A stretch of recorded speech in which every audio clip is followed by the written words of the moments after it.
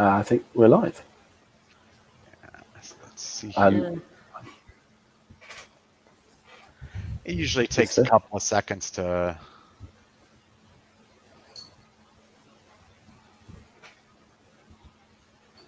Look. There we go. Hello. Can everybody hear us? Can anybody hear us? Yes. That's a good question. Anybody will do. I'll see if okay.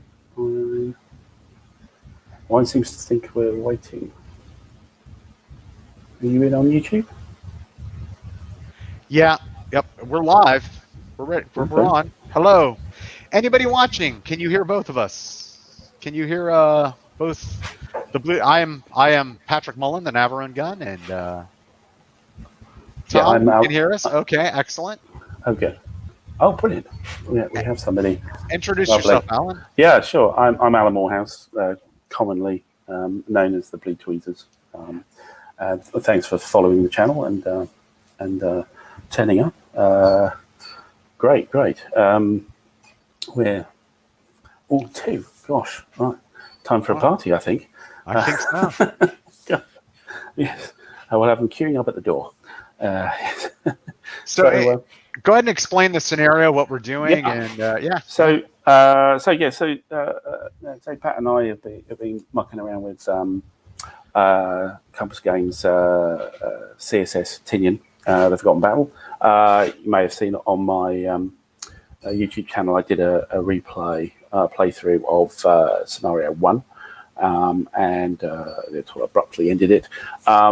But we've played around a little bit on Vassal on this game, and thought we'd start off with what's known as Scenario 6, which I think is called, it's got a rather obscure name, the Vital Stepping Stone. This is effectively the free setup scenario. So we're going to be going from scratch, as in there's nothing on the board, and we're going to be setting the thing up. So the stream for today would be actually the setup. So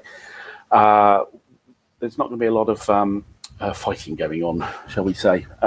It's just going to be the setup and a chat around the game itself, and we will then be kicking it off at a later date, hopefully not too far away, to actually play. Yeah. Anything you want to add, Pat? Yeah, no, I so one of the things I love, any game that says it has a campaign that allows consequential player actions, consequential decisions that lets you essentially not just implement the history or be on rails with the history, but play your version of the battle or your version of the campaign. So we were kind of impressed that they had this free setup version. So it's not just a matter of you're stuck in like this beach zone and coming in and executing it the way they did historically. We're just free to set it up. So we figured we'd kind of do this as a dry run today with the planning, and talk about the game and talk about what we're planning to do, and then kick it off with the next session with the actual invasion, executing our invasion.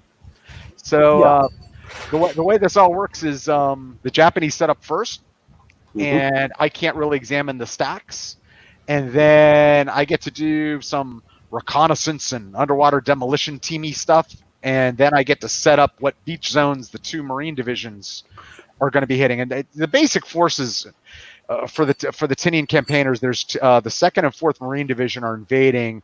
And there's about I'd say a brigade to division size element of Imperial Japanese Navy ground forces, primarily centered around weapons and construction troops that are defending, as well as maybe a brigade, regiment, division worth of, what is it exactly in terms of the Imperial Japanese Army there, Alan? Yeah. So the Imperial Japanese Army, they've got effectively 2 regiments, the 135th and the 50th, which are the sort of the core of the forces there. They then have a lot of, shall we say, dross, to go along with it, with a lot of people shoved into companies with rifles or whatever they had to hand to support. So a lot of very weak units as sort of HQ company, medical companies, things like that. To include arming medical orderlies. Yes, to indeed. use them as infantrymen. Yes, yeah, that's right. So, and there's even actually a tank company, would you believe, a Japanese tank company as well, mixed in there. A few artillery units, and then next to the army, there is actually a navy component here because the as far as I can tell from the history, the island was run by the navy because it was, of course, an air base there. And naval air station there. So there aren't any Japanese planes in this, and in fact there is actually a formation of the Japanese Navy, which is effectively the pilots and the ground crew, which again have been handed a rifle and told to get on with it. So the Navy is basically TROS, so very much like the Army is, lots of things forced into service. But they've also got a lot of coastal batteries and some airfield defence units, which are quite potent. In fact, they're probably the most potent thing the Japanese have in the game. So you've got these two forces, and effectively they don't work together either. You can't even stack together. Can't fight together. They have completely different command structure from each other. There's no coordination at all. But it's actually quite similar between the two marine divisions as well. So it's quite symmetrical between the forces. Alan, since you have control of the map, why don't you, before you start setting up, zoom in a little bit and kind of just walk through the geography of the whole island? Sure. Yeah. So we'll start up in the top left-hand corner, which I think is northwest. I think it's north-south. The map. So we start off with a set of rather non-terrain looking boxes, which correspond to the approach, the invasion approach for two beaches, White 1 and White 2. You'll see two big arrows, the blue arrows pointing at them. This is actually the historical landing point. So they came in on White 1. On the first day, yeah. Indeed, that's right. So if you saw my replay on scenario 1, you'd see the units coming in here and only in here. In the free setup scenario 6, each division could land, and they could pick either one or two zones or landing points, and the white area is just one. And you can see the beaches there, the little sort of yellow hexes, White 1 and White 2. Now, one thing about the system, if you know CSS, is that there's a terrain indicator at the center of each hex. So there's a color-coded little ringed dot, black ringed dot in the middle of each hex, and that denotes the terrain. And you'll see in this northern area that there's two major terrain types here. There is brush, which is the dark green towards the north end near Ushi Point, and the light green dots for pretty much most of the rest, which is sugarcane. Now, neither of these are clear. So there is line of sight, but only through one hex. So you can see through one hex, but not see through two hexes of those. Why don't you give them more of an overview? Because we can get into the terrain, functions. Yeah, just big picture. Yeah. Okay, sure. So we have in the middle of the island, we have Mount Lasso, which is this. It's not massive mountain here, and it's all rocky terrain at the top, and you can see some slopes there denoting. And you might see these little yellow symbols if I zoom in to see them, and on some of the hexes, and those are cave territories, which I can use. The Americans can't, but I can. And you can see roads running north-south, two roads going east and west, really. And then it sort of widens out the island and then draws back in, and we end up in Tinian town, which is the only sort of settlement area. There are airfields, and around a couple of the airfields in the north, there's some buildings near with the radio station area there. But down here in Tinian town, that's the only town in here, and some more beaches appear with different colours. So this was where the Japanese expected the Americans to land, and as I understand it, the 2nd Marine Division actually feinted to land here, but the 4th Marine Division actually did land up in white up here. And then the 2nd Marine Division followed it, so they only landed at white and nowhere else.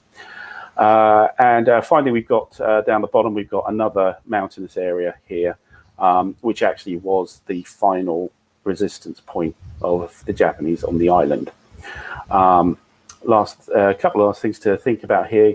You have the Saipan artillery parks. So if I scroll right up to the top of the board, you see a little red triangle next to Ushi Point, and it actually says, can zoom in a little bit here.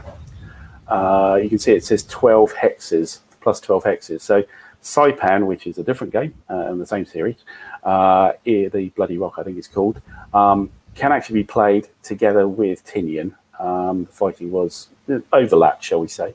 And the Tinian map is actually 12 hexes off the top of this this map. And for this operation, the U.S. has some artillery that's firing from Saipan in support. Alan, one of the things we noticed is, wouldn't it be great if at the bottom of the map they put those artillery parks, up at the top?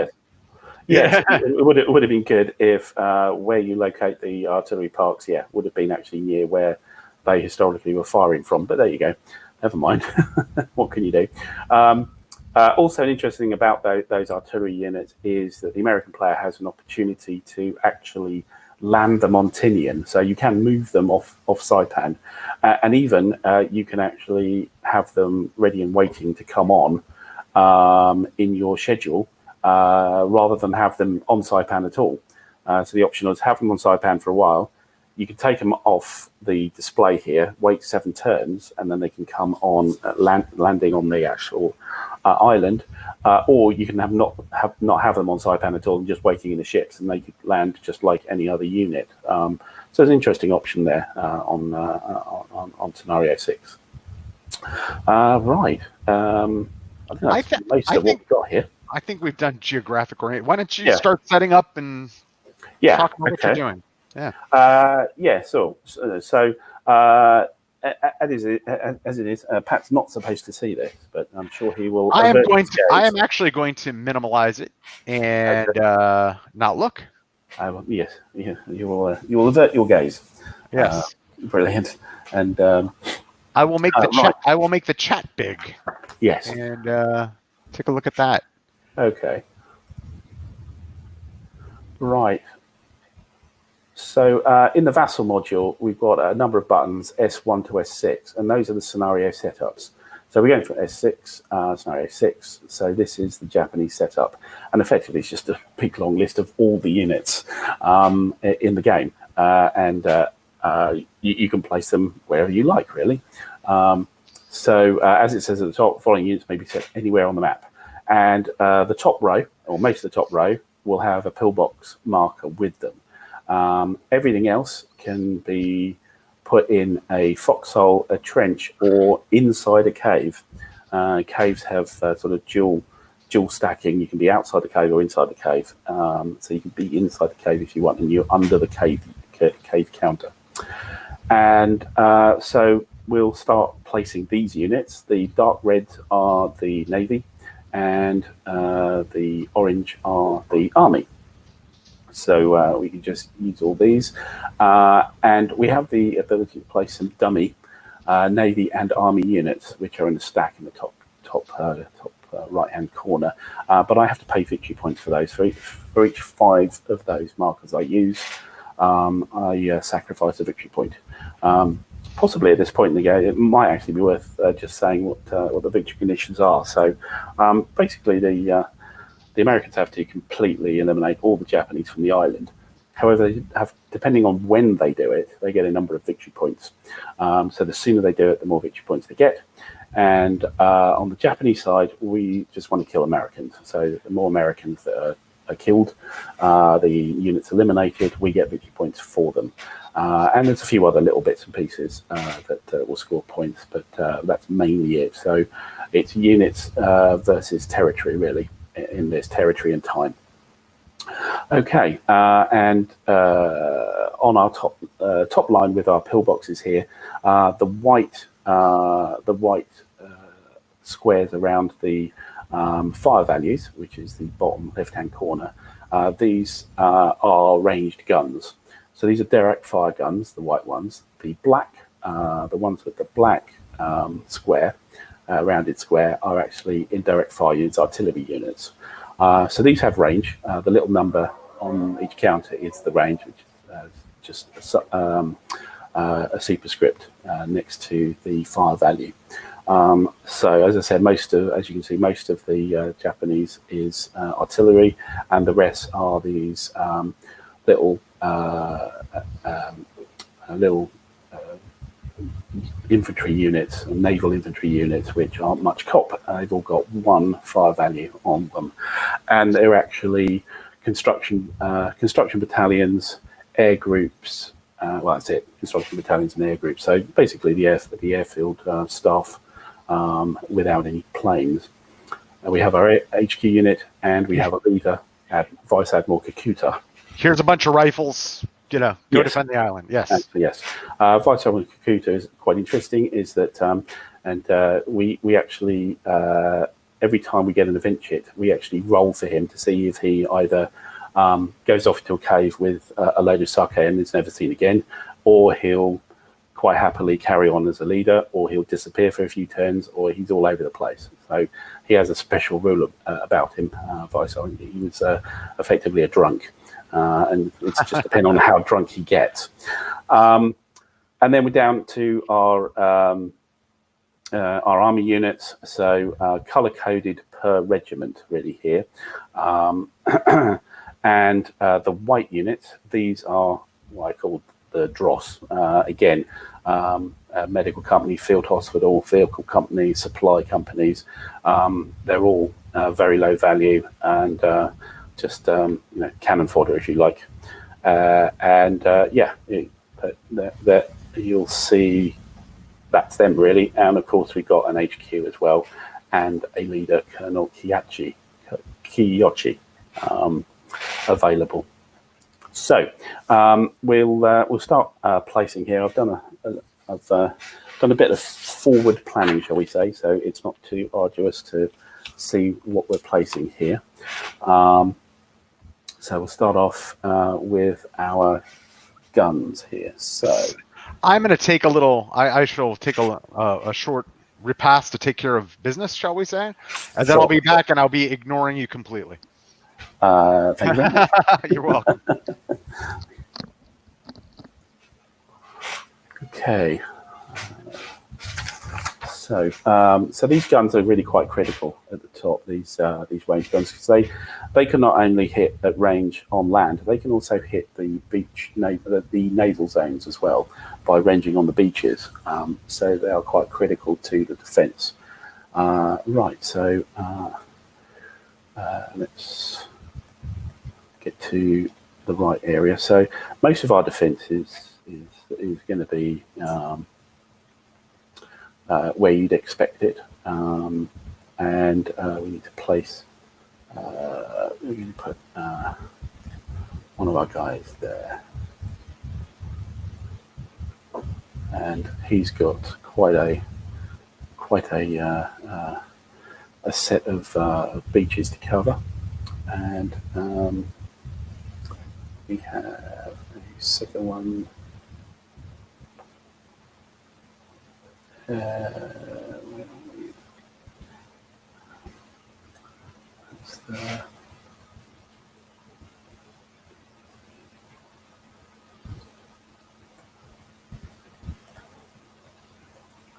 Across here.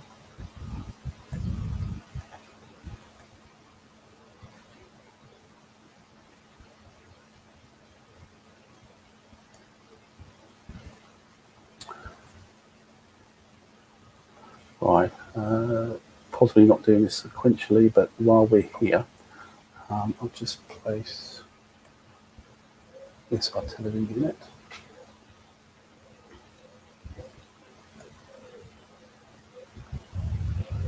We have an army artillery unit as well to place.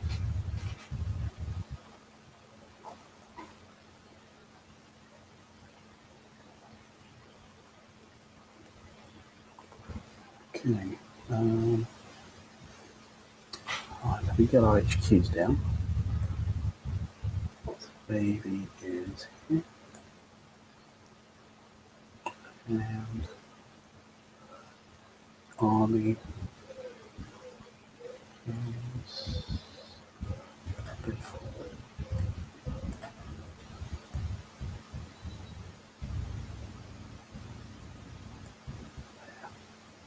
Right.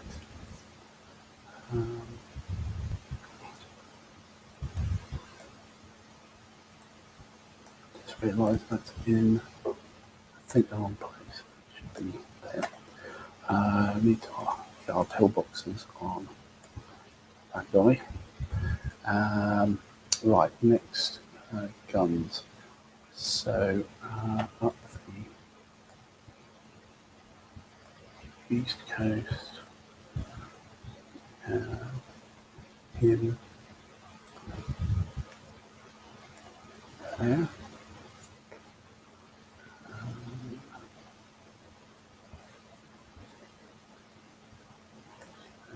Be there. That's to cover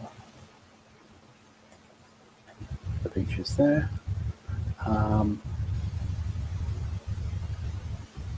You then have the others up north. So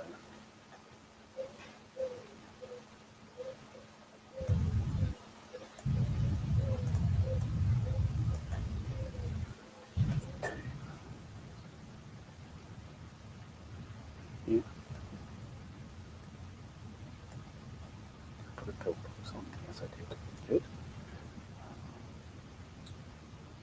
Should have a 3 left.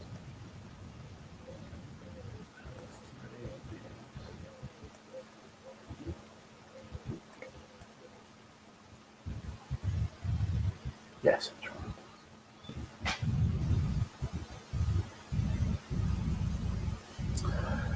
And a pillbox again. Finally, we have a artillery. That's all of these. And he is getting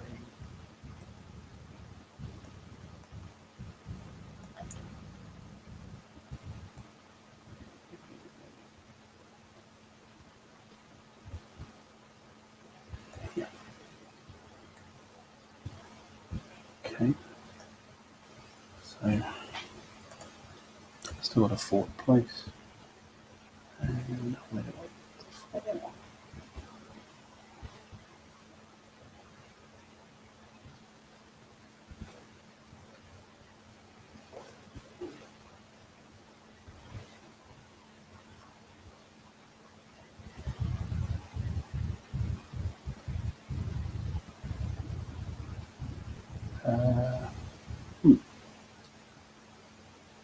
Not sure I planned for him. I was 1 short, I think. So, where should we put him?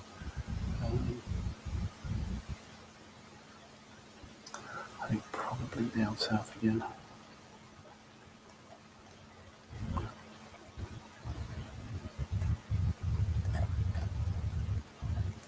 That's going for me. I think that one guy there, I think we have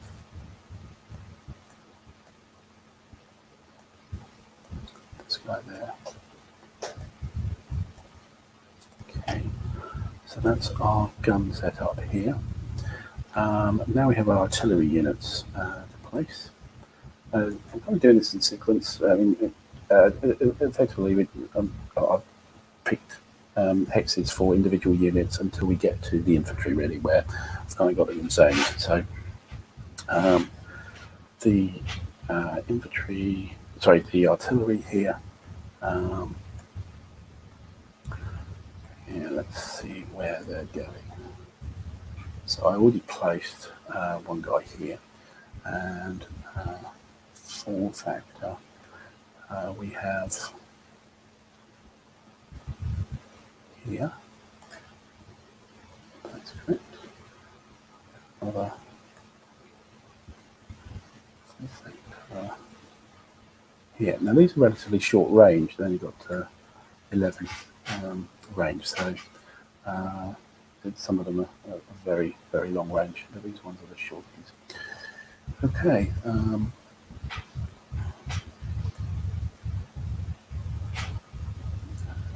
Just getting up the coast here.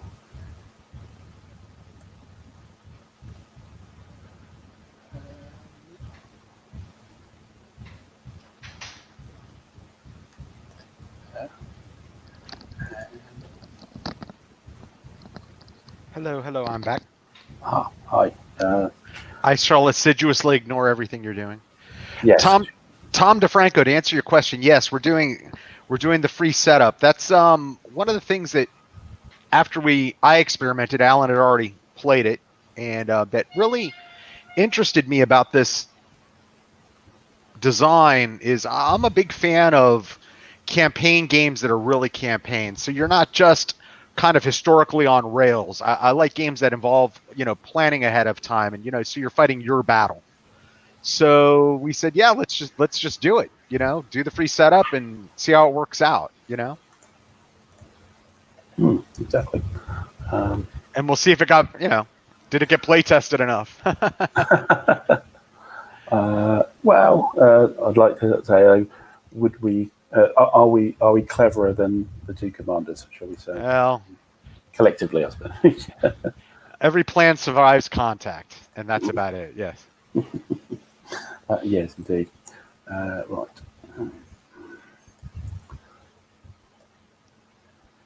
We are actually getting there. So.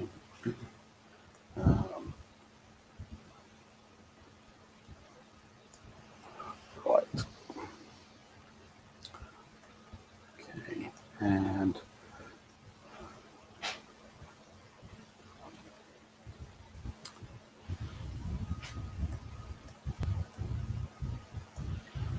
It's slightly unnerving having being this kind of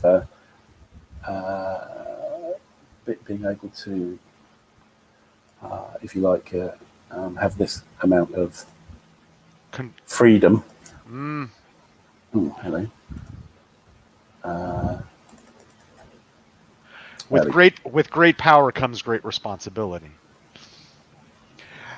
That's what I like about campaigns that are truly campaigns like this. You obviously within a certain amount of balance, and framed by the history, there are more consequential decisions involved, and I think in any game, as much as I love history and I love, designing for cause and getting the systems to work right, I think as a player, the more decisions you have that matter,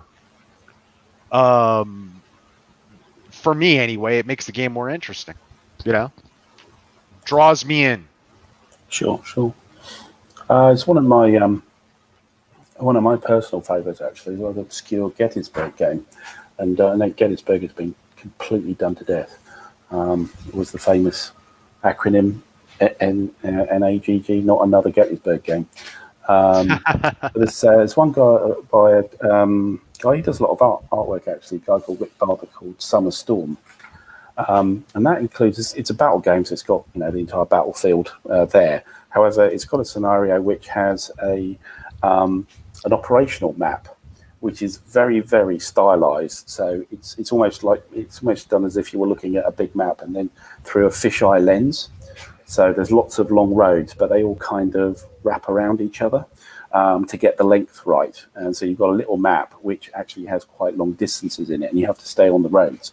And you can run the operational game, which is you kind of head towards Gettysburg from the starting positions about a day earlier, and kind of see who turns up. And you're using the command points and stuff in the game to activate or not activate, etc. And so you could get a completely variable order of battle for Gettysburg. It'd be completely jumbled depending on what you did in this operational game. And I've always liked that concept myself. Yeah, and that's like, for me, that's the theory. So there's one way to play, which is like people want to experience the history. Yeah, at whatever level of military grognardiness or granularity they want to experience the history. But really, when you look at it, Gettysburg was a meeting engagement. So meeting engagements are it all depends, right? Decisions made earlier, and in some ways, if you're playing a very fixed, using Gettysburg as kind of like this overarching metaphoric example, if things are happening on a timetable, well, are you really experiencing Gettysburg like Lee or Meade?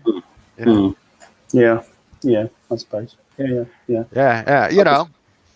It's a developing battle. Sure. As stuff arrived. I had I'm working on I don't want to talk too much. Yeah, not that I'd care, but it's not germane to the topic. I'm working on it's going to be on release in an Operation Attleboro game, which is another meeting engagement. And I wrote an article where I talked about, I call it the Blucher will be here by tea time factor. Yeah, it's like, well, is Blucher really going to be there by tea time? Yeah, Yes. Yeah. No, absolutely. Yeah. So sort of anticipated reinforcements. Okay, right. I'll just hang around until 4 p.m. because I've got this huge stack of units to come in. Right. And conversely, as Napoleon, I've got to, after those rains in the morning, I got to make hay early. Yeah. Yeah. Yes. Oops. Okay. Right. Okay. How are we getting? I thought there was a module to just float the chat, but there it is. Pop out chat. I can do that. All right. I've been assiduously ignoring you, but this is better. I can just pop out the chat and say here. Okay. Who did your dad fly with, Tom DeFranco? What carrier was he coming off of? Or were they... I forget. I don't think they had the airfield at Saipan ready to support this.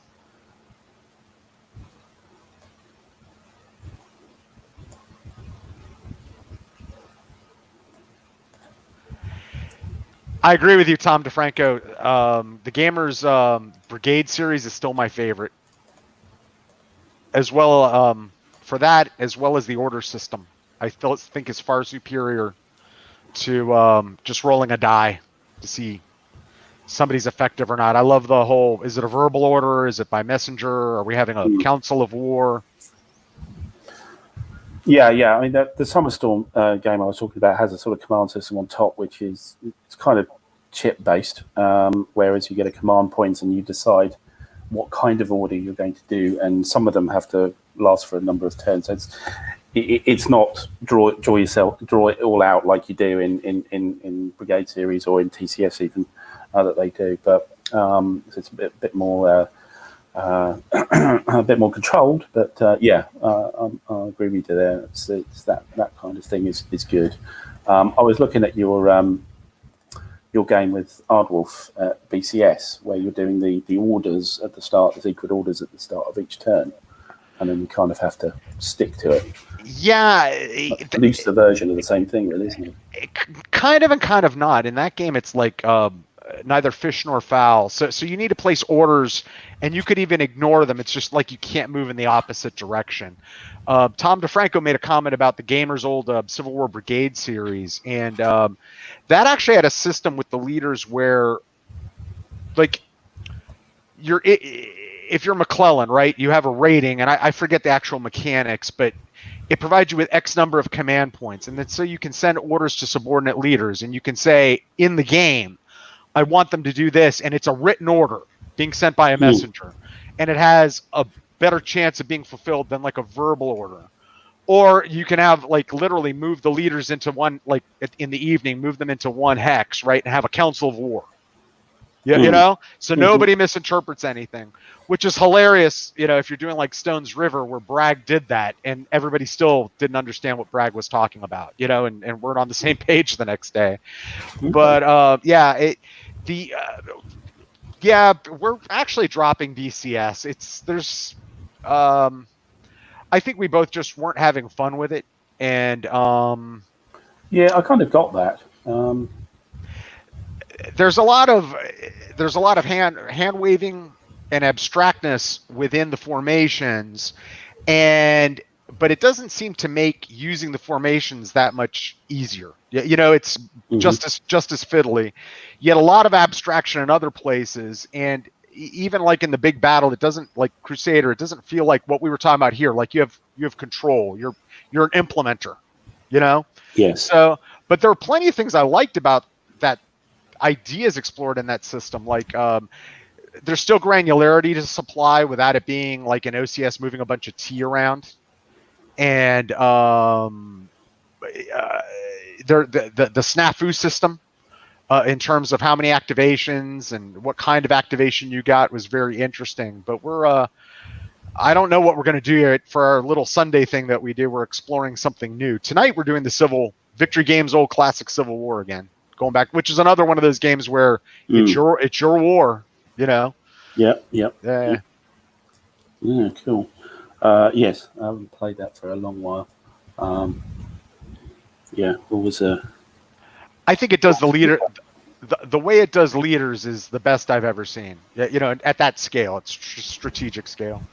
Yeah, you're right, Tom DeFranco. It's like, will this guy accept it? And then you could even have special rules for like, this guy's a great leader and could normally accept ratings well, but he hates brag. So there's a it explores C2 pseudoscientifically, as it applied in the Civil War, but it brings in the quirkiness that's inescapable when talking about leaders in that conflict. It's a very excellent system. I remember, when I was in my 20s, when it came out in the 90s, just blew me away. Just revolutionary to me. Loved it. Civil War Brigade series reference again. Are you near completion or? No, not really. I'm not rushing you. I'm just asking. All the Navy's done. Shall I say, starting on the we've got a few down from. But yeah, halfway. I think I'll probably speed up because there's a lot of support weapons on the army side, which then they'll all go to the support weapon boxes. So yeah, should be. And there's lots of there's a regiment rather than an individual unit to plan, shall we say? So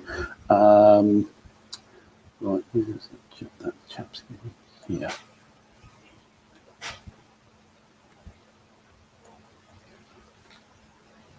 Yep. Okay. So just left with regiments and the dross. I'm going to go into pure opinion mode here. I think there's been a tendency in war games in the last, 10 years, 15 years to kind of step away from that. It's your Gettysburg, right? It's your whatever. And kind of present more consumable bites, something that can be played in 6 hours, and and that stuff takes more thought and time. So more of a game that somebody can just pick up and play to resolution immediately. And there's something to be said for that.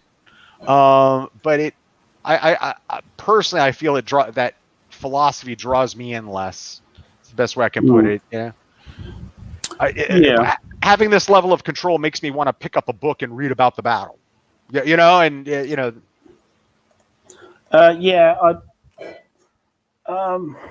quite like both, shall I say? I'm not opposed to either personally. I'm not sure I have a preference, but I do like both. I think they both have great validity.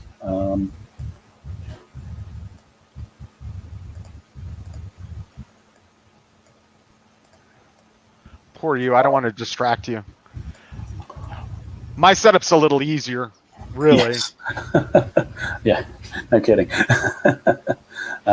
So when he gets done doing what he's doing, I get to send in some underwater demolition teams and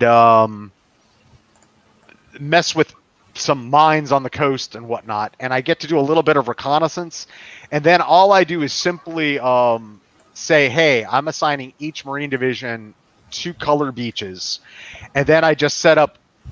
I can set up to 5 units from each division and each beach if I so choose. I could set up just 1, and then every turn I can freely just reinforce those beach zones and start coming in. So it's a different logic, but he's got to like set up all this stuff and figure out all the defense. It's well, it is a dilemma, you know.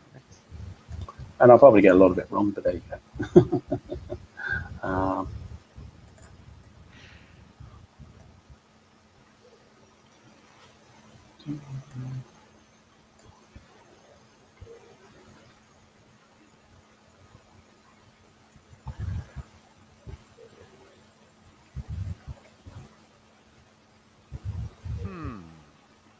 Yeah, I've never played. I've tried to several times, and it's never come off. I've wanted to play Herman Luttmann's Mets. I've never. Someone said they'd love that system. I've never played it because for 2 reasons. Either I was about to, and it wasn't the right time, and it didn't come off. And the second reason is I find Mets I wish he'd done something like Sedan. You know, a little less playing around the fortress. But that's okay. You know, I've heard nothing but good things about it. Are there any other suggestions about that system? Herman Luttmann's blind sword system. What are you guys? Anybody who's played it? What are your favorite games with it? Any suggestions? Yeah, I mean, I've only played Mets myself, and I did enjoy it. Right. But yes, it is.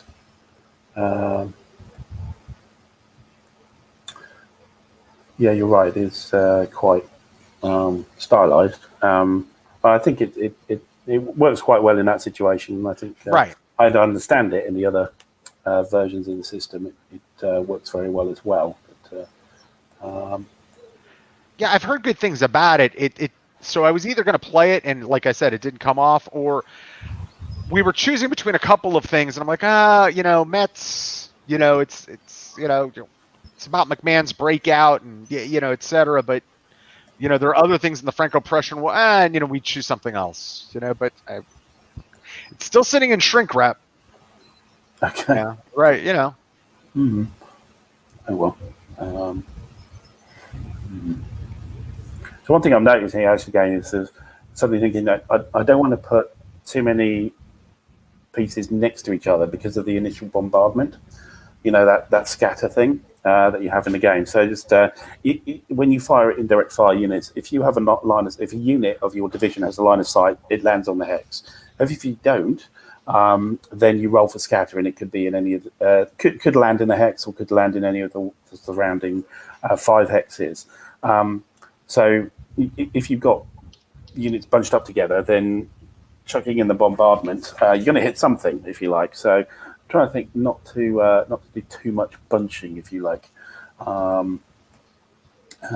for this. So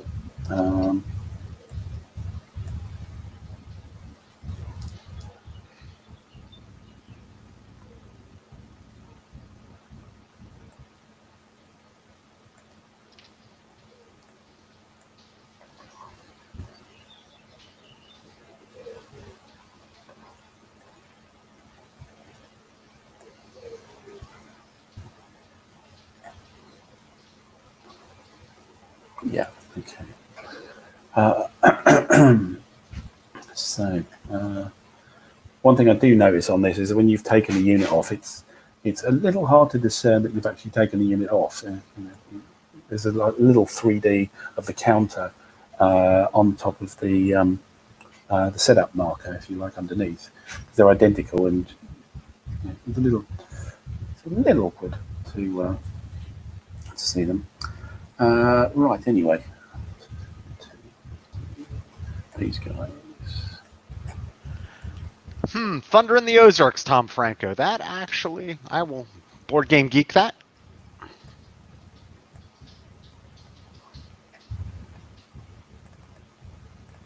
Yes, that's blind swords as well. Yes.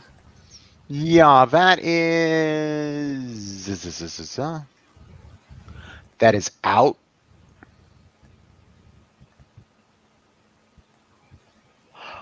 I'm interested in that merely because I'm if I'm in a Civil War battle, I love the West, and looks maybe so. So I'll buy it, of course. Let me see if there's a good vassal module for it too.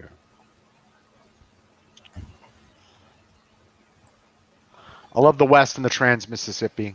They're just, I've been Gettysburg to death. You know, Yeah, I know what you mean. Yeah.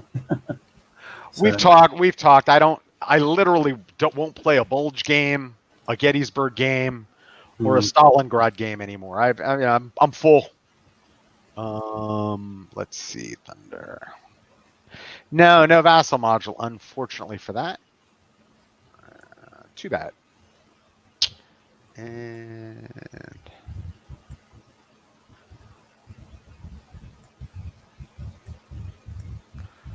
let's see. I could be talked into Cedar Mountain. Let's see if I have that.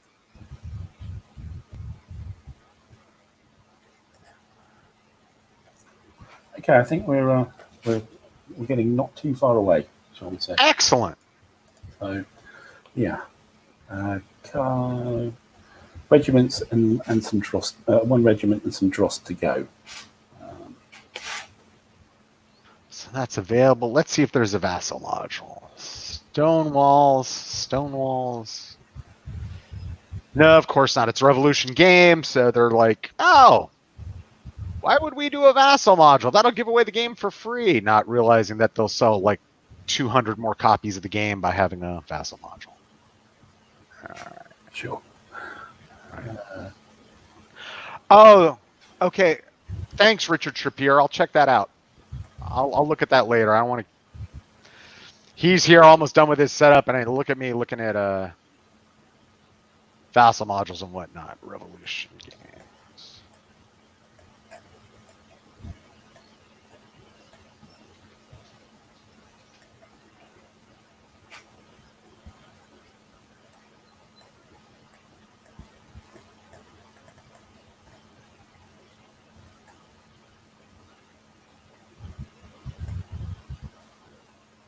Ah, they do have vassal modules. Excellent.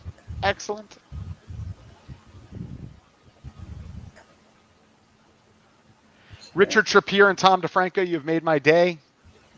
You've provided more options for live streaming in the future.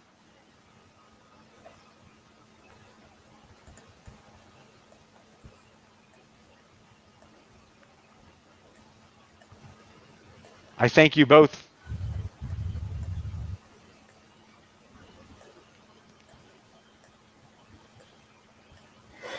Okay. So when you said almost done, you meant not really. Not really. It's all right.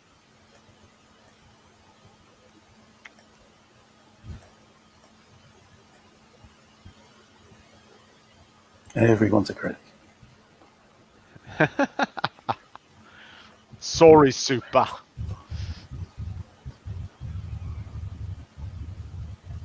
Yeah.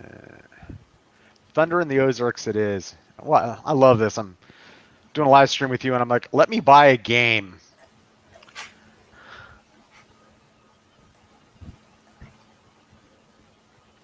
Let's hope they have Thunder in the Ozarks in stock as your... Just going through to see what dross I have left.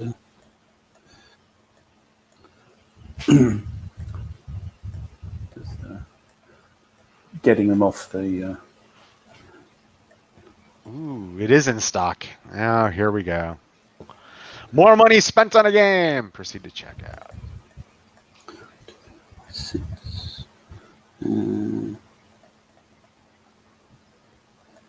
So I'm doing this rather pathetic thing of just clicking the positions of the setup units just to see if I haven't missed one. Yep.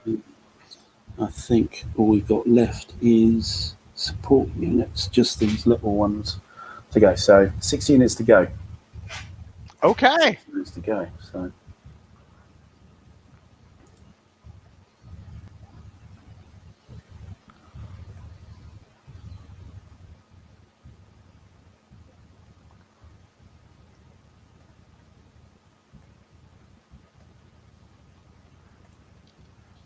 There we go. Another impulsive wargame purchase has been made while streaming.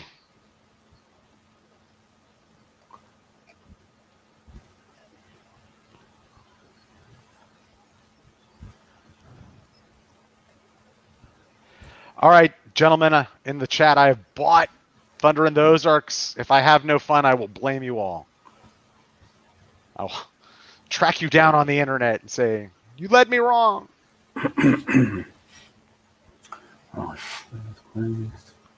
Okay. Just to slightly disappoint you, I've got everything placed. However, I just need to put trenches and foxholes on them now. Okay. Let's see.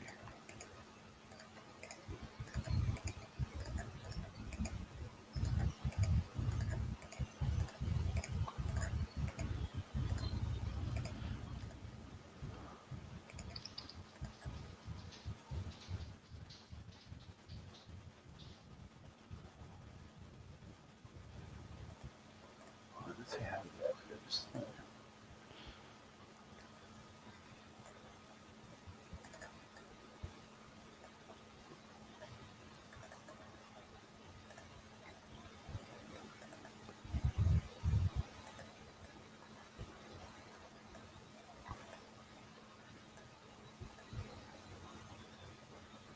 Another slight disappointment, I have yet to do the mines as well. But I have planned them, so it shouldn't take too long.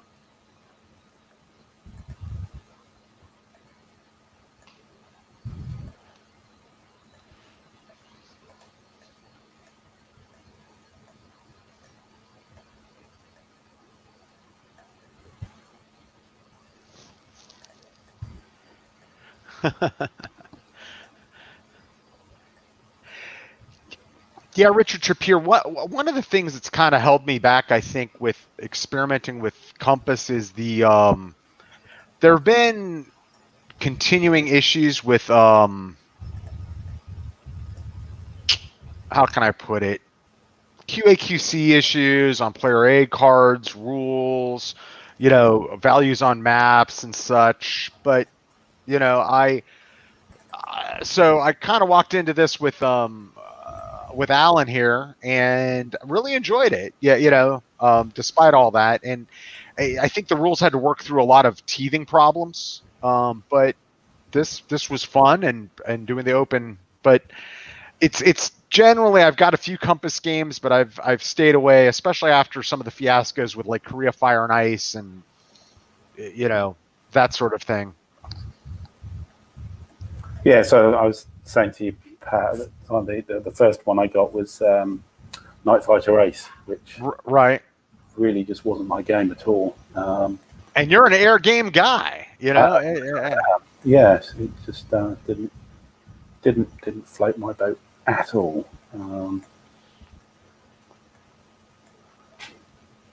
Anyway, I'm just talking to the chat. Yeah, Richard, yeah, exactly. And so I played this, and I'm like, well, I wonder. Sometimes planning a naval invasion is great, and sometimes it's like a real slog at the beach. But as we played this, I'm like, wow, there are a lot of consequential choices, and you feel like you're making decisions, not just like, trying to advance a hex at a time and playing an attrition game.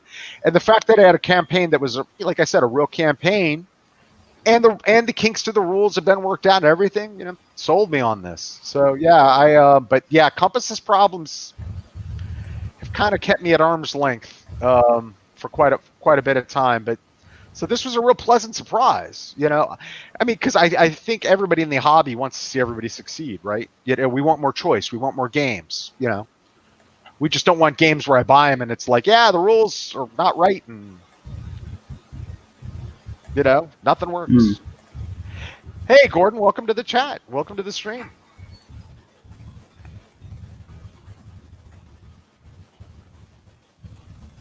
Right. Yeah, Gordon, you put it as best as I've heard it put. It's kind of like it sounds ooey gooey, artsy fartsy, but you're right. It's games that let you express yourself in the war games. You're making consequential choices, so you get to express yourself with what you're doing rather than feel like you're along for the ride. The game's in Soviet Russia, game plays you. So here, where you're with whatever sphere you're in, you're the boss.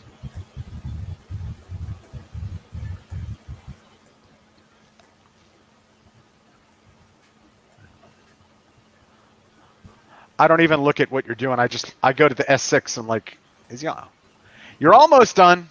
Oh boy, you are almost done. Yeah, it's just. I mean, I can place the support weapons in. After this, it's not. I mean, Yeah. That's.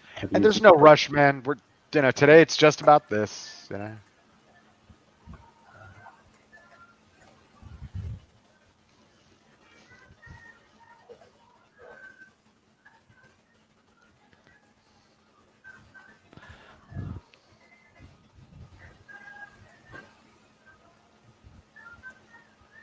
Yeah, I am eager to give Blind Swords a whirl. I've heard nothing but good about it, and P Ridge sounds like a good place for me to start.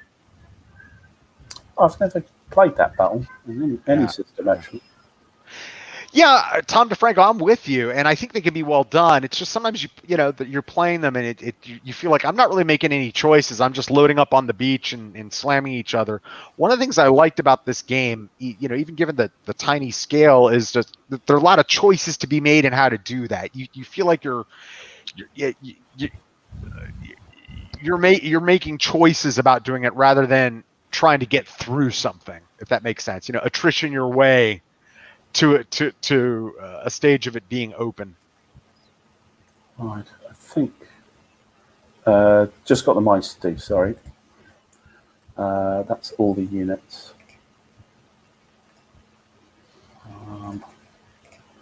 One thing I've kind of looked at here, and I thought, there's foxholes and then there's trenches, and you can place either.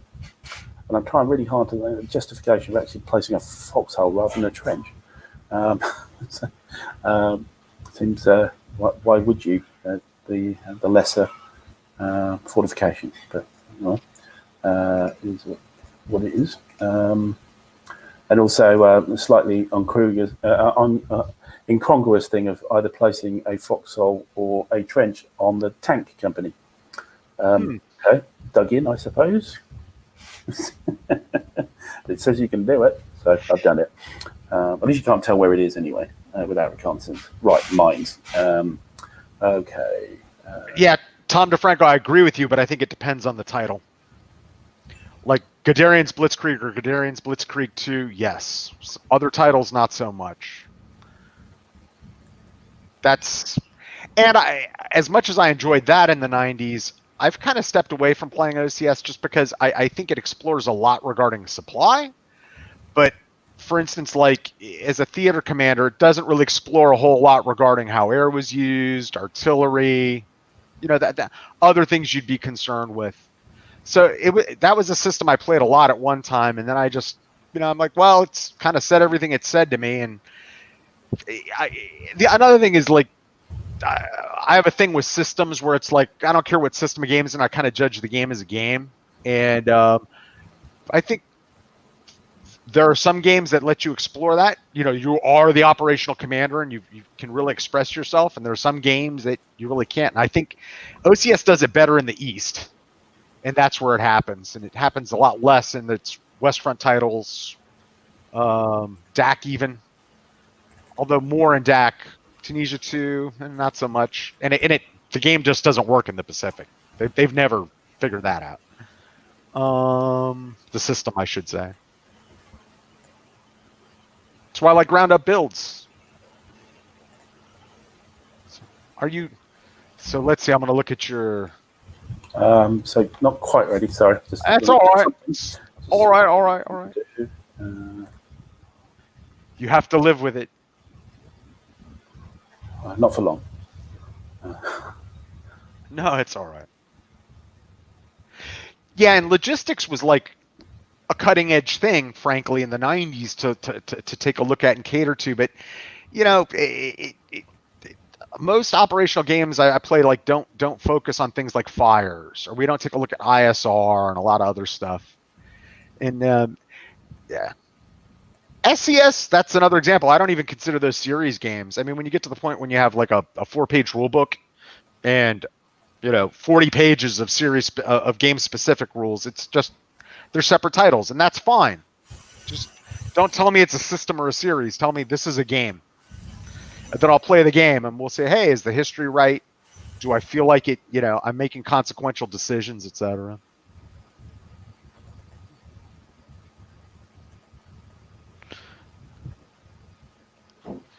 Yeah, by focusing on the chat, like I see a bunch of red and orange showing up on the screen, but I'm like, oh, it's gone. He's just got some stuff.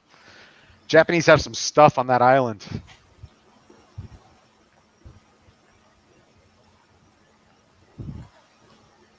I think stuff is a very, very good description. A lot of it is stuff. Yeah, just stuff. Yeah, arming the orderlies is like, that's a slippery slope. Oof. Oof. But it's not that different than what the U.S. did in the in that type of situation in the defense of Corregidor in '42. They formed a the fourth Marine Regiment actually formed up a fourth battalion that was made up of like sailors, logistic guys, some medical personnel, just a bunch of riflemen, another battalion, just to have people. They did the same thing on Bataan as well. If you're desperate, desperation leads to weird choices. Sure. And flirting with the Hague Convention and the Geneva Convention.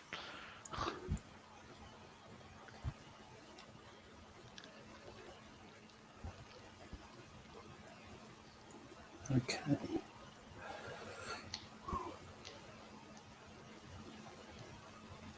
Must admit, I've never tried to set up a game from scratch under an audience. No pressure. Don't worry about it. It's just, I always say, we're playing a game, Yeah, yep. So, here we go. Mines.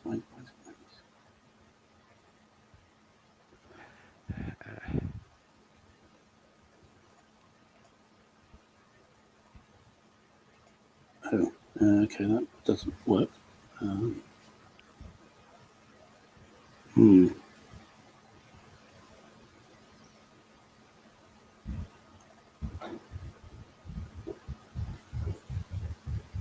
Right, the mines marker. All right. Is kind of I can't put the strength values in. It's kind of like a stack of counters. So pull it out to the ocean so I can't see, and I will see if I can aid you. With there's you place it, and nope. Are they random? They could be random values. Yes, and they're not supposed to be in the scenario. I can't. That's the problem. I don't know what it is. So, okay. So if I place that there, I can't tell what it is. Well, here's a quickie solution. Yeah. Why don't you place multiple markers? Because I can't hover over them. So for every marker you put there, right, make it a level. And if it's a dummy, make note that it's a dummy.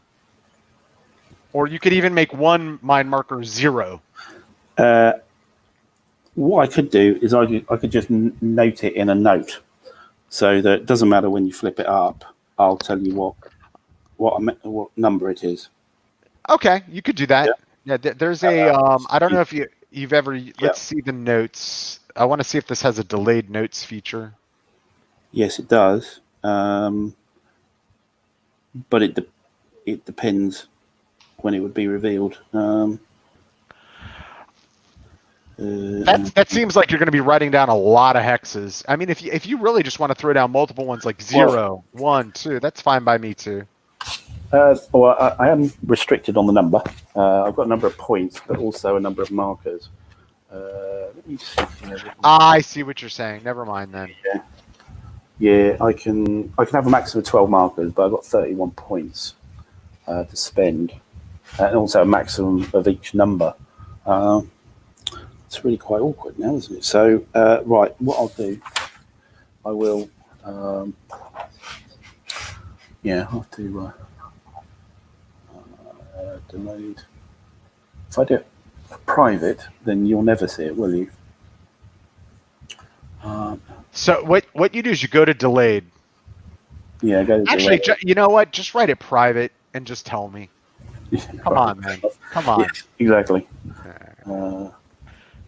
W1. If you don't trust your opponent, you probably shouldn't be playing war games in the first place. Sure, exactly. And if you find an opponent you can't trust, you should never play that guy ever again. And he's got issues way beyond war game. What was the designer's notes that Jack Rady wrote, People's War Games guy, wrote for Coulson Pocket? He's kind of that magnum opus. I've got it actually. It's a bloody huge thing. And he basically says, well, there's various sort of rather loose guidelines that says, okay, as the Russians, you could rush off this end of the map, but don't do it because it would be stupid strategically. So don't go off this edge of the map. And said, don't do this, don't do that. And at one point, he kind of says, all these advice, if there's somebody who just kind of does it because they can, then just don't play with them anymore. Right. Like, okay. Dean Essig kind of has that philosophy too. The thing I've designed, in some ways, I embrace gaminess. So I'm not a fan of it. I'll frequently play historically, etc. But I also think in a game, like, you can't legislate out people trying to win. Trying to take advantage of the rules. You know what I mean, in the situation to try to win a game.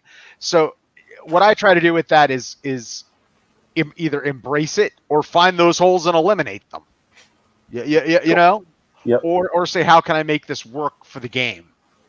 If they're going to be doing gamey stuff, and I see the potential for it here, because hey, I've gamed, you've gamed, we've been around. How can I make this work for the design? How can I make that help things? But ultimately it's that. If he's saying don't do this because it's stupid, but then again, you could just outlaw it. I don't know. Well, I think he was kind of saying, I don't want to make up stupid rules. I'm just advising you don't do this and don't do that and don't do that and don't do that, because it would spoil the game. So just don't do it. And if somebody spoils the game, don't play with them. Why are you playing with these people? Right. That's a logical way to look at it. I from a rule standpoint, I'm a fan of the old Avalon Hill, Don Greenwood style, where it's like, no, just write me really concise rules, man. Give me definitions of things. Don't tell me, it's just a retreat. You figure it out. Whatever makes sense. Yep.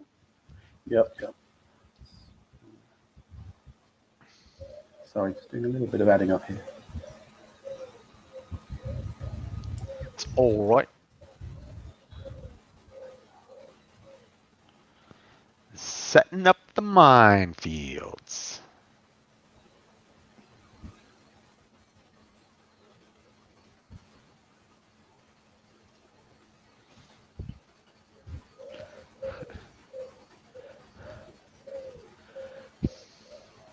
It's like somebody's going to cheat at a war game. It's like somebody cheating in a role-playing game. It's like you have far more deeper issues, than just being a gaming opponent. You need some help. Okay.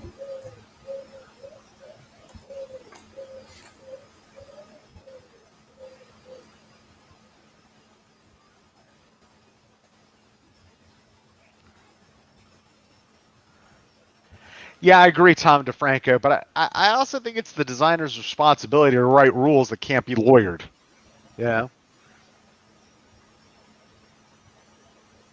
Sure, there's going to be errata. Sure, no matter how much you play test, there'll be little things, but the mechanical stuff should be clear.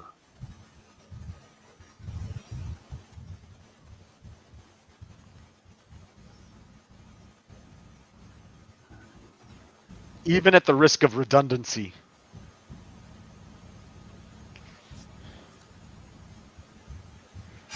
But everybody these days seems to want to write a rule book that isn't a reference. It's like a happy, chatty, lots of pictures that, and you're like, that's great, but how does this work? Not everybody, but it seems fairly prevalent in many cases.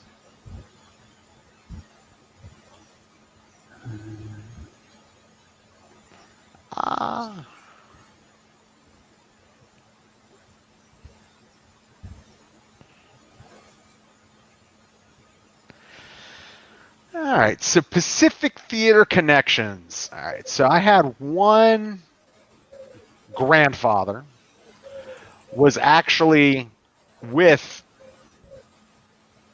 the 31st Infantry Regiment in the Philippines. So he got to do the Bataan Death March. He survived the war, but was, the war was not a happy experience for him. He was actually assigned there, plus, if I recall correctly, he was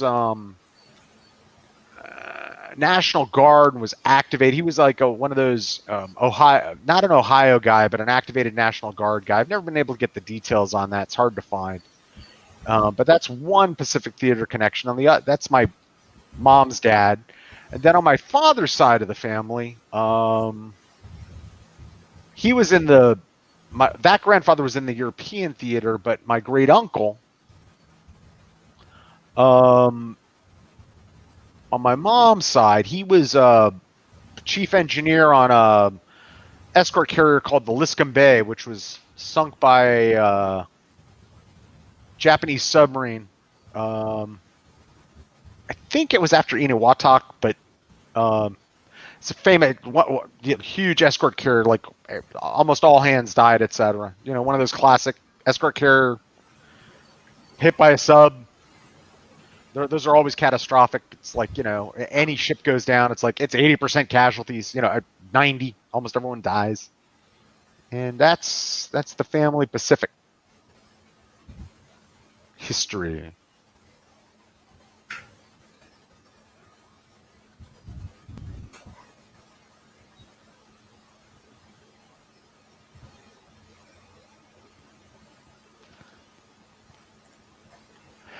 No, yeah, it was oh god, you're gonna have me Wikipedia it. I always forget the details. The the very specific details. Liscum Bay. USS Liscum Bay.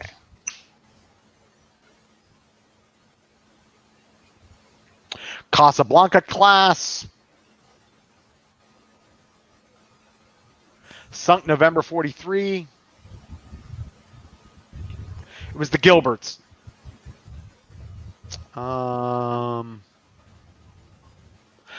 I-75 sunker.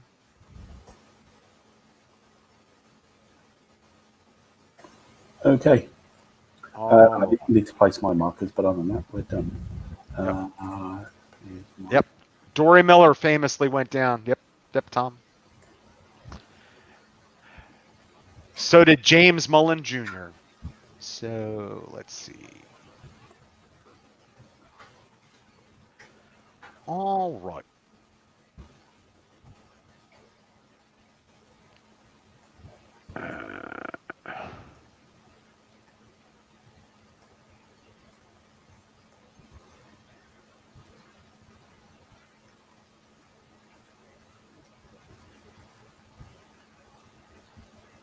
Okay.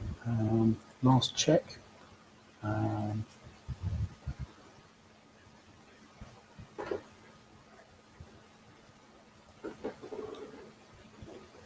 Of course, the thing with this kind of thing is that you've placed all these units and you've stuck trenches or foxhole and torn, and you can't remember where the hell everything is. No, I think we're good to go. You are good to go. So all right. So now we have to go back to that setup stuff. All right, so for the U.S. setup, Yes. all right, now let's make sure you're done. You're done, right? Nothing Yes. else. We haven't forgotten a thing. Well, I've put the support weapons in the available weapon box. I haven't done it yet, but that's just moving them into a box, so it doesn't matter. You purchase dummy units and place. All right. Yep. So for the U.S. setup, first thing we do is I roll for underwater demolition team points. Yes. And spend them. So that's in special rule 3. What does that say, Alan? Okay, special rule 3. Before setting up towards the American player may roll for UDT points on the chart below. Oh, that's useful, isn't it? I don't know. Is it in the charts and tables? Let us see if it's in the main. If it's not, I trust you completely. Does not look like it. Looks like it's a separate setup chart. It's probably in the rules. Let me look at the rules. It is. It is in the rules. Yes. Yeah, it's just towards page 25. There it is. Yep. So I roll a 0 through 9, and I get 12 through 4. Okay. Indeed. Let's see how good the frogmen do. A 5, average. Yeah. 8. Okay. 5 looks. Oh, is it 8 in this rulebook? It says 6. Oh, really? Yes. Compass. Compass. Okay. Is yours the latest one, is it? I do not know. Well, this is the one that came with the game, so if you have a different one, it will probably be later. Oh, interesting. Yeah. So, I mean, mine starts at... what's the copyright date? I'm trying to look for one. 2018. So is this. Oh, that's weird. Right. Well, I've used the Japanese mines cost chart, so you should really use the charts on here, I would say. Otherwise, they might... All right. That sounds good to me. All right. Yep. So 8, you say. I get 8 points. Yeah. So what do I get to do with those? Okay, so you get to point at a mine marker, and you get to reduce it by 2 levels. So if it's a 4, it becomes a 2. If it's a 3, it becomes a 1. Or if you do it at 1 level, a 4 would become a 3. A 1 would become a 0. We actually played it slightly wrong on our version, that we actually revealed a 0 on our replay, and the 0 is a 0. It's not a dummy. All right. We thought I took it for a dummy. So we don't bore the heck out of our audience. Could you zoom into Yellow Beach? Sure. Hold on. So the first point I am going to select is in hex 2061. We're going to spend a point there of the 8. Okay, so now I reveal it, and it will reduce it by 1 level. All right. And just announce it since you wrote it down. Oh, yeah, that's true. Now I've just my private one. So that is a 0. So it's removed. Excellent. Okay. I can't delete it. How about we put it over? Yeah. Wherever you. Just put it somewhere. Okay. Second point we're going to spend, if you scroll down to Masalong Point. Yes. We are going to spend it on the other mine marker for that beach. Okay. Where the arrow is pointing. And you're spending how much? 1 point. 1 point. Yellow 2. That's a 0 as well. So excellent. Excellent. So cleared yellow. Now I would like to look at if we could close up on. Let's go to Orange Beach and Red Beach. Yep. So in hex 1174, let's take a look at that one. Okay. Let me zoom in a little bit more. How many points on that? Let's spend. So I've spent 2. Let's spend 1. Okay, a 1. That is a 1. So it becomes a 0. And now I can spend no more points there, or I can continue to spend points. Well, it's kind of. Or is it like 1 shot, 1 kill, 1 choice? May roll for you to be each UD point B point must be spent immediately. For each point that he spends, may reduce the level of a revealed item. I suppose you can spend more. All right, but kind of. It's not precise, but yeah. You can all right. ways, but yeah, go for it if you wanted more. We'll just do orange 2 instead for right now. That's 1 point, so that's 4. We'll do 1 point in orange 2. Okay. Orange 2 is a 2, so it becomes a 1. All right. And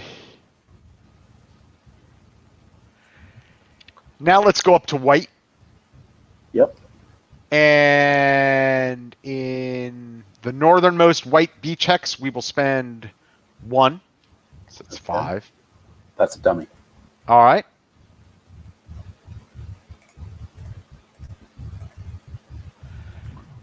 And we'll do white 2 as well. 1 point, so that's 6. That is a 0, so it comes off. All right. And I have 2 more. So we will hit. So the oranges that are left, we've got 1 at 1 and 1 at 0. So we'll spend 1 to take the 1 to a 0. Okay, that was orange 2, yeah. Yep. And we'll spend another 1 to remove it. Okay.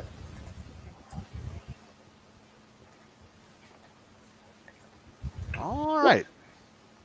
So the frogmen have done their duty and have swum in and done that.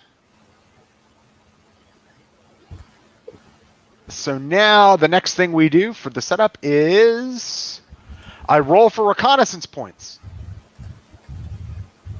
Yeah. So the chart for that is probably down somewhere. It's the next page on. The next page on our tracking. It's area, step 7. Normally, American players not allowed to inspect Japanese units under foxhole, trench, or cave markers. However, you may do so using aerial reconnaissance. Prior to completing a setup, the American player may roll 1 die on the table below. Compass. I don't even have this on my, the instructions for this on my page, but that's cool. Oh, really? Okay. Yeah, God bless them. Well, 0 is 15, down to 9 is 6. All right, so let's see here. How good was the American reconnaissance? 4. 4 is 10 points. So for each point, I get to. Yeah, that's it. Yeah, for each. Yeah, a hex with a trench or a cave or. Oh no, just hang on. Just foxholes or trenches. I reveal what's underneath there. But not pillboxes. Okay. Not pillboxes and not caves. Just foxholes and trenches. All right. What I'll ask you to do as I examine is move them on top for right now. You know what I mean? So I'll be able to retain the knowledge for when I set up, and then you can move them back under. Yeah. Yeah. Foxholes or trenches, eh? All right. So 10 points. Let me start here.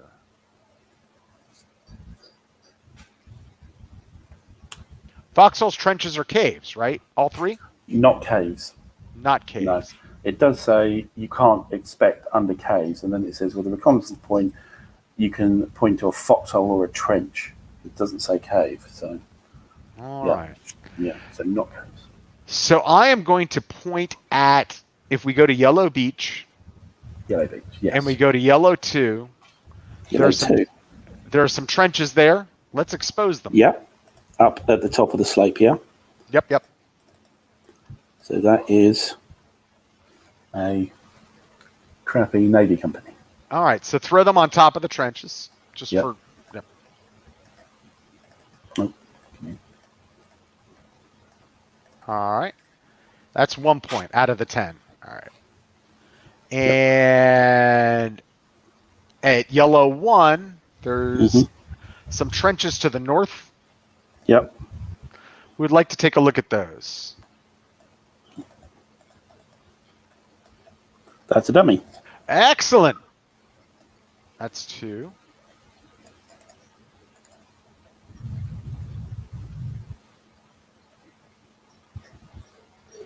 Now, let's take a look by Orange Beach. Yes. So there is a trench in 1274. There's a. Yep. If you could Yeah, that zoom one. in zoom in a little bit for the audience. I'm kind of looking at the stream, and it seems a little. Let me. Okay. Closer. There we go. Yeah. You looking at that one? Yep. Yep. So, all right, let me back out. Another. I'm thinking of the people watching for a second. All right. Sure. So, yes, okay. It's that guy. All right, cool. Mm-hmm. So that's 3 points. And we'd like to take a look at 1476. 76.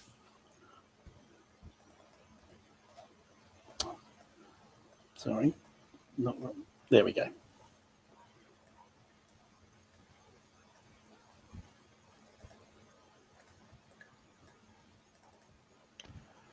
Okay. An army unit. Okay. And so that's 4 I've spent. Mm-hmm. And Ooh. let's see. Let me I move just up. realised I've missed a trench off. Ooh, you got a free one there.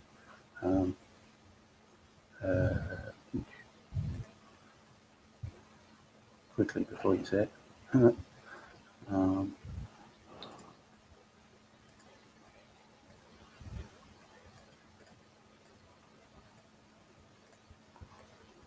Okay.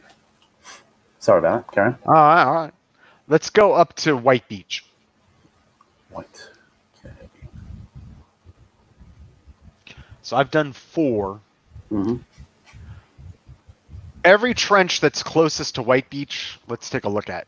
So that's 3 points. So that one there. Yep. White next to white 2. Right. Engineering company.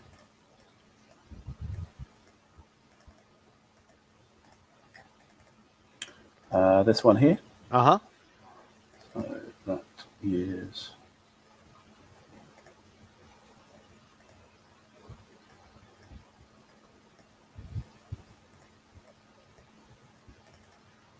Ooh, and a leader. Down the lead. All right, we're going to stop there. We're not going to do the third one. So that's Okay. so that's 6. Yes. Let's go back to yellow. Yellow. And there are 2 trenches kind of up on the Mount Lasso. 1663. Yep. Let's reveal those. It's an army artillery unit.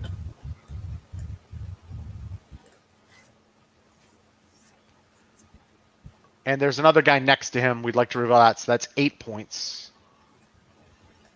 That's a army artillery unit, but not for a.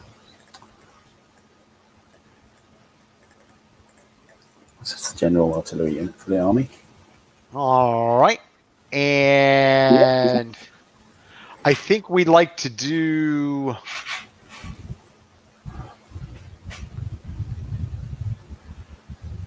There are the northernmost foxholes in that, like right adjacent to that army unit. Yep. Yep.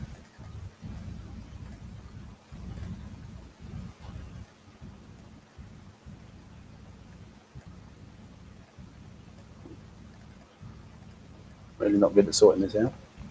Ooh.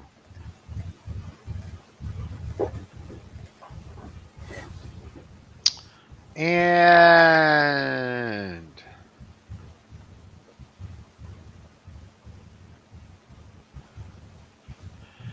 the trenches on the top of Mount Lasso. The communications company. Okay. It's somehow appropriate. Yeah, on the observation point. Yeah. That's 10. That's my That's it? reconnaissance. Okay. Okay. So after that, I think it's down to you for beaches. All right. So time for me to choose.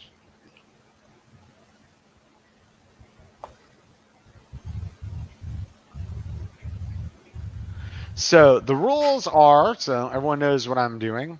I need to now select 2 colors, up to 2.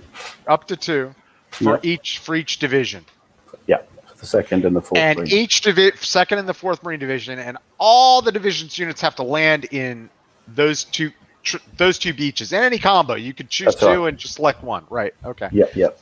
And then maximum to start off, each beach transport zone is selected by the placement up to 5 Marine units and any leaders that may be with them. So each, let's look at a transport zone on a beach real quick. So it's that top level, and you've got to like kind of approach in.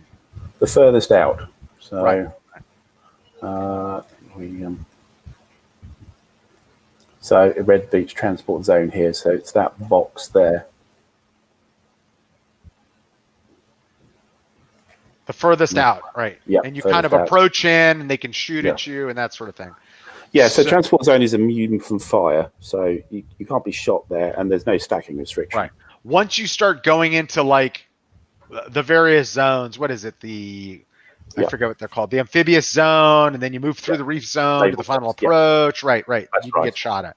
Yes. So, all right. So, what I am going to choose is, let me look at my divisions real quick. So you can see there's 4 beaches down around the town, 1 on the east coast, 1 on the northwest coast. So the interesting thing is the 2nd Marine Division has the tanks. Basically, and 4th does not. Well, no, they both have tanks. According to... Yeah. Well, as I look at the setup, the color... Oh, okay. I'm looking at the manual, the actual rulebook. So, 6. So, yeah, they're both there. So, yeah, just at the bottom of each division. So, yeah, just after the Major General. Oh, maybe if I'm... Oh, there they are. I can see them now. Yeah. I can see them now. It was looking at the bottom. The window was obscured. Right. They're almost identical, really. They are. You get down to it. Right. Yeah. Pretty much. All right. Yeah. So what we're going to do is select for...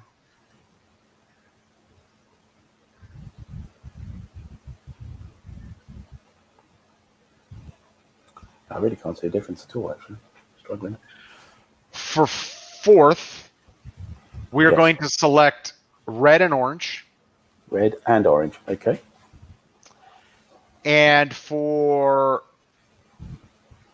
2nd, we're going to select yellow and white. Yellow and white, okay.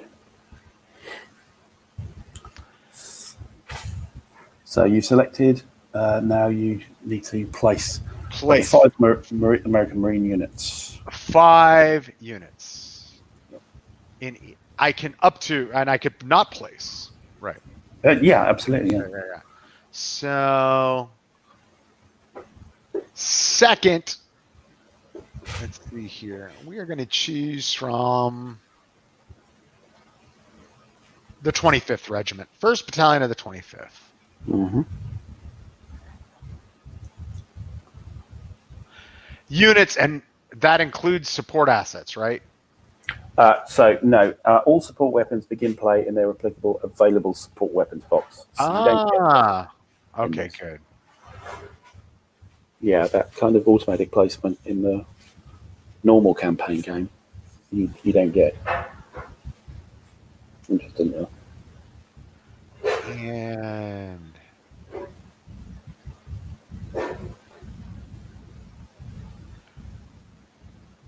E25.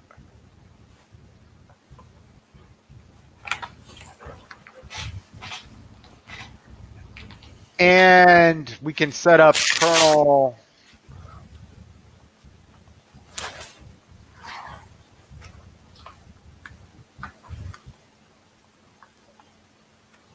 We can set up Colonel Ballshedler with them, correct? Mm-hmm. All right. So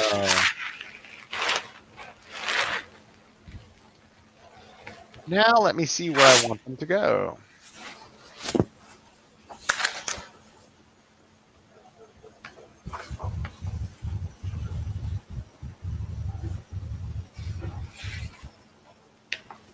rotation.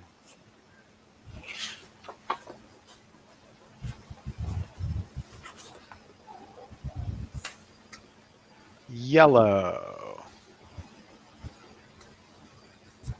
Rotation. Yellow.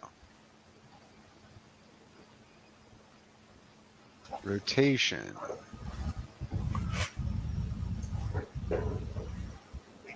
So while you're doing that, I'm just going to link my Sure. support weapons into the box. A little bit of information about the displays here. So for everybody, so we have a box each for the Imperial Army and the Imperial Navy. Normally in this company scale system, you have one per division. Effectively, the Navy is a division and the Army is a division. And we have 3 boxes here, one for routed units. This occurs when a route check is failed by a unit in column mode. The column is usually on the back side of the counter. The front side is deployed. Deployed, you usually can't move, and in a column, you can move. And if you fail a route check while you're in column, you go to this routed units box and you can come back on the map near your HQ. The 2 boxes at the bottom are the interesting ones for us now. On each side, we have the available support weapons and reallocating support weapons. The available support weapons are a box where you put the support weapon counters, and these are the ones with a plus or something in their fire value area. So they don't actually have a fire value, they have a bonus. And you can assign these to a hex with the correct command units, so the same color, if you like. Now, on both sides, all the support weapons start off in the support weapon box, and so we need to place them in the orange box here. When you want to reallocate from the unit you've assigned it to it in the hex, they will move with a unit once they're in a hex. You can move them along with a unit from the hex. You bring them off the board, you put them into the reallocating support weapons, and then the next turn you can then place them into available support weapons, and then the turn after you're able to place them again where you like. They can be placed anywhere from a hex that has a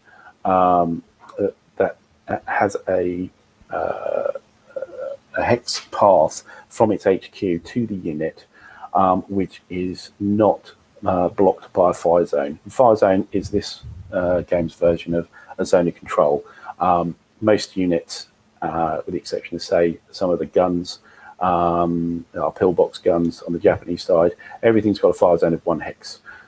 So you cannot send a support weapon to a unit through a fire zone, even if there's a friendly unit in it. So yeah, that's our support weapons there. And generally, what do? So they add a bonus to a combat. Also, they can change what's known as the color of the fire. So you'll see that each of the boxes has a different color for units. Most of them are red. Red is small arms, and each of these weapon types has a different row on the combat results table. So the red is small arms. That's pretty much just infantry guns, that kind of thing. And you will see some yellows. Yellows is high explosive. So usually, if you like guns and weapons, you will see whites. Now, whites are a dual use. You can either count them as a yellow or as a blue, and a blue is an anti-tank weapon. Finally, you've got the blacks, and the blacks are indirect fire weapons.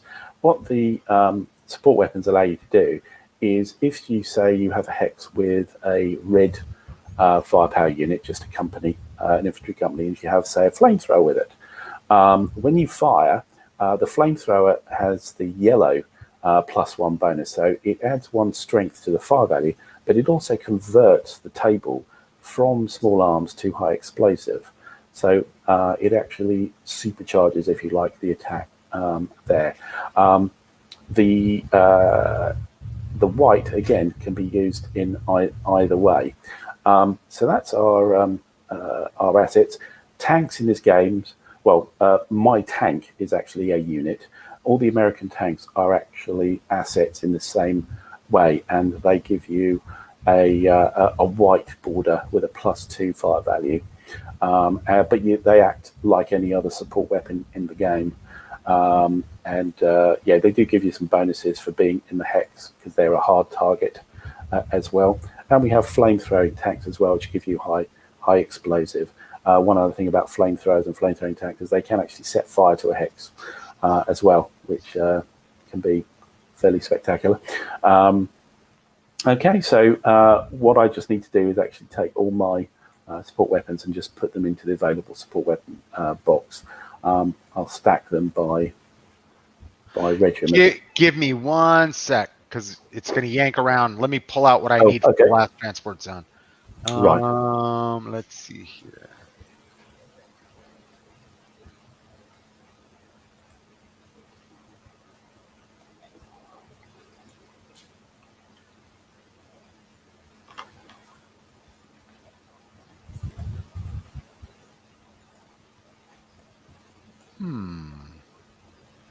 That's interesting.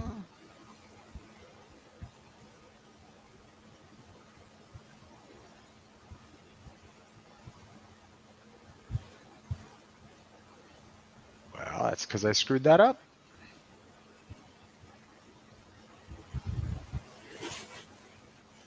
White. Do you want me to zoom in? Yeah, by the white zone. It's okay. I had to futz with something, as they say. So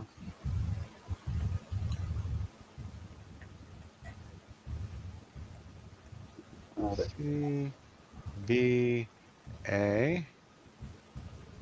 And yeah, now I need to just do red zone, and I'm done, and I will send it over to you. Let me just do red zone here.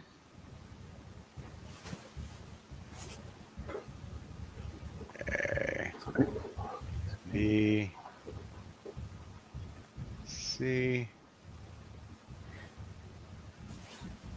E, F. F company, okay.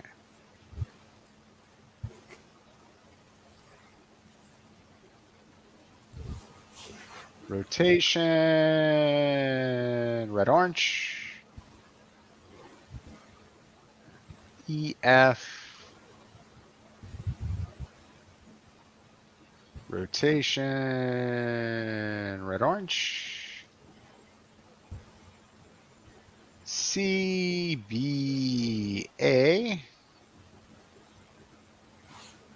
And then the leader, which is Colonel Jones from the 23rd RCT, rotation red.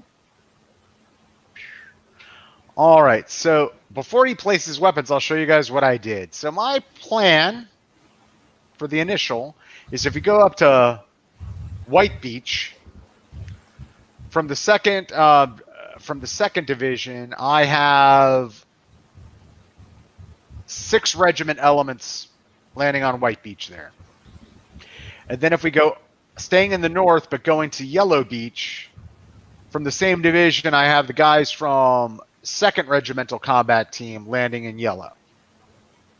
And then if we go down to red-orange, where we were, I have elements from 2 different RCTs and landing in each thing. And they're all infantry companies with leaders. I have no mortars or anything like that. You know, my interest is to get infantry platforms in there and worry about getting supporting mortar fire, etc. later.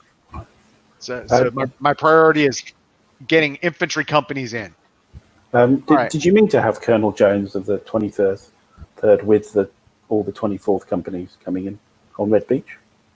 On Red Beach? He's a different regimental combat team. I picked the wrong guy. Sorry about that. That's right. Back you go, Colonel Jones. And I need Colonel Hart. Rotate right. And there we go. Boom. That's Nice. it. Over to you for your support weapons. Yeah. So you've got to do your own as well, but let me just quickly do mine. I'm also abjuring the historical strategy of just kind of landing at White Beach and waiting for things to happen late, or one beach. You know, I'm trying to hit them in a bunch of places at once to start. Yes, Right. it's fairly spread out. Yeah. Um,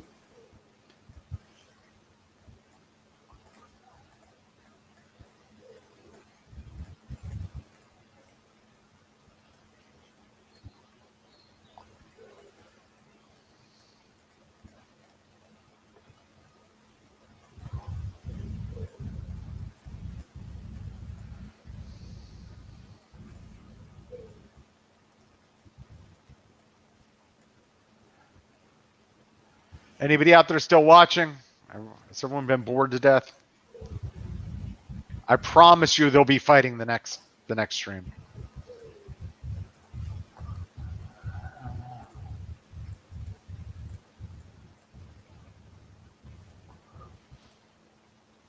Can't fight if you don't plan. yeah.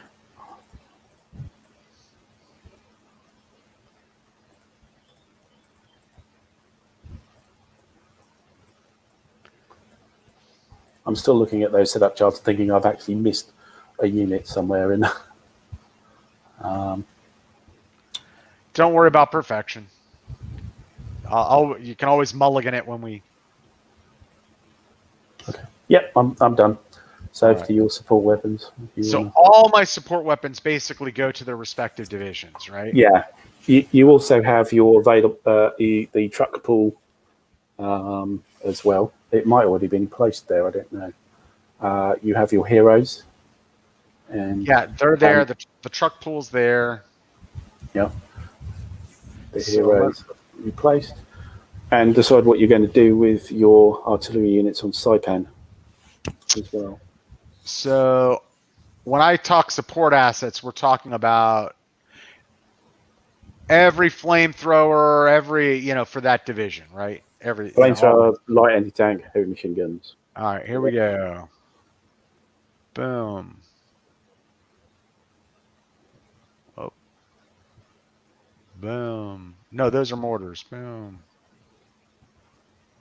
Back you go, mortars. All right, here we go. Yeah, it's a mortar platoon, a mortar company, I think, for each battalion. And they're actually real units rather than support weapons, even though you'd think that they would have been support weapons.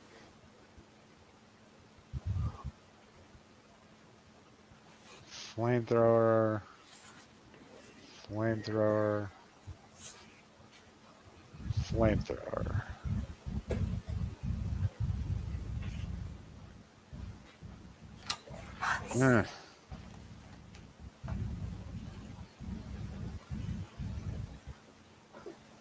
If you want to open up my divisional thing and... Sorry? If you wanted to open my divisional thing so people could see. Sure, yeah. Yeah, you see there's a few extra boxes here, which is the truck pools. So normally artillery is very difficult to move around. In fact, practically impossible for the Japanese. For the Americans, it's great because they have divisional truck pools and core truck pools to actually pull them around as necessary. With the Japanese, it's slightly different. At the night, I get the ability to kind of drag a couple of them around, and that's it. Other than that, they're stuck. Should I throw the tanks in there too? Yeah, they should be in available rather than reallocating. Okay. They should be in the orange box. You can see some counters in the general records track. We'll go through that in the next stream, I think.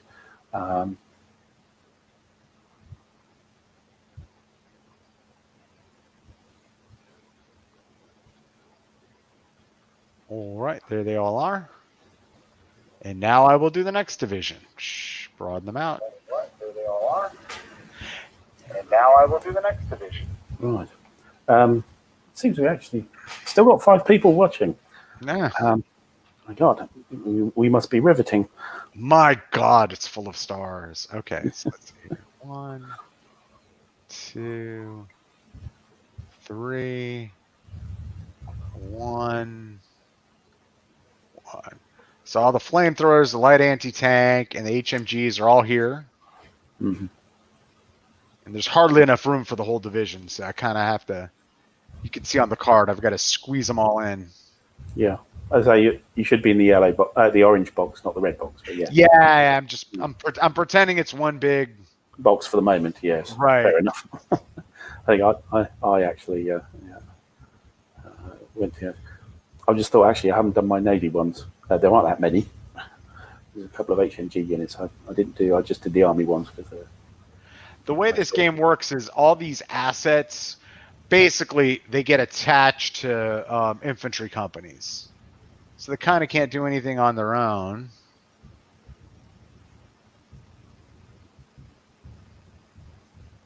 Yeah, just attachments rather than units. And they give benefits and sometimes drawbacks. Like the flamethrowers make you more vulnerable, but you can do a different type of attack. Instead of small arms, you get to do a high explosives attack. And we'll just throw all the tanks hither. Yeah, no, you have some flame-throwing tanks. Yep. As well. We spread this out and solve this problem.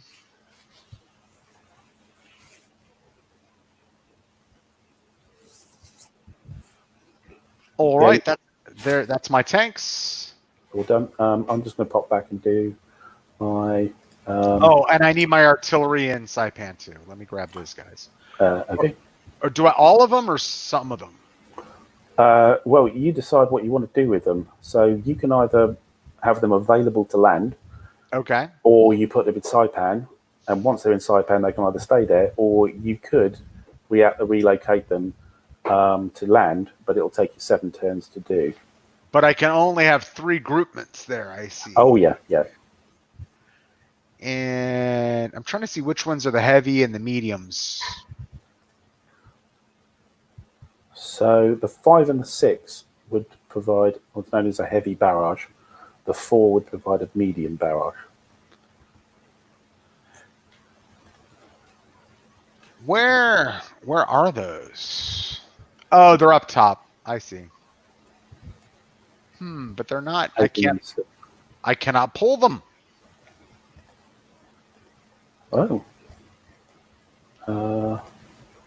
They're all going on Saipan. Right. I'll just tell you that. And what are these? Just extra. They're extra. Just some sort of these things here that I'm moving at the bottom. Yeah, those are actually units. They're not assets. They're not support weapons. What are those? Those are some kind of. I think it's like a mountain howitzer or something like that. Got it. All right, gotcha. Okay. All right, I'm done. We'll just consider all 3 are on Saipan. That's fine. Yeah. Okay. We'll just drag them out of the counter mix anyway. Yep. I don't have to worry about that. And remember your air support and your bombardment counters as well. You'll need for the first turn. Let me just go for my 2 HMG Navy support weapons set up. I'll spread them out so that they'll look more impressive in the box. Back to you. That was so quick. And I will nick my Sochu. So a little counter, just showing you at the moment. There. So that's effectively a counter which I can use once a day to re-roll a dice that I don't like. And the US player has a Martini counter, which does the same thing. So that's therefore. As the game encourages alcoholism.